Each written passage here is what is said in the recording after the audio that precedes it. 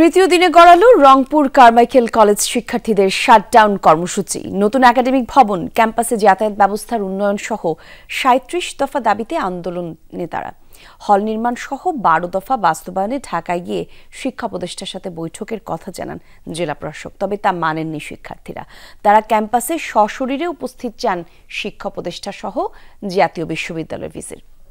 Stay সেফের double layer প্রোটেকশনই পিরিয়ডের heavy floor দিনগুলোতে আমাকে রাখে নিরাপদে। Stay safe.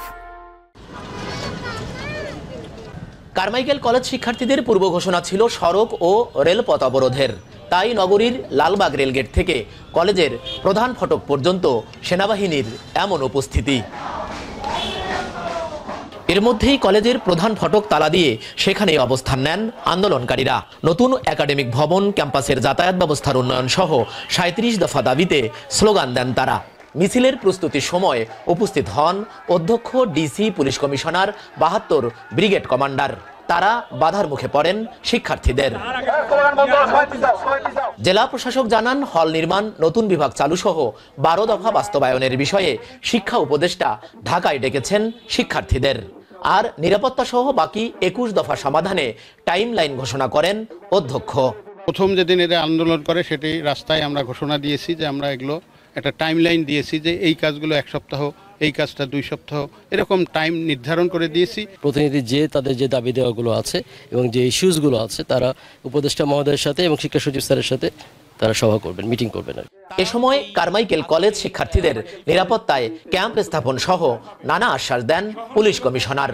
পুলিশ একটা হল বা পুলিশের যে একটা ডিপ্লয়মেন্ট, এটা আমি নিশ্চিত করব যাতে ক্যাম্পাসে যাতে অস্থায়ীভাবে হলেও এই নিরাপত্তা নিশ্চিত করা যায়।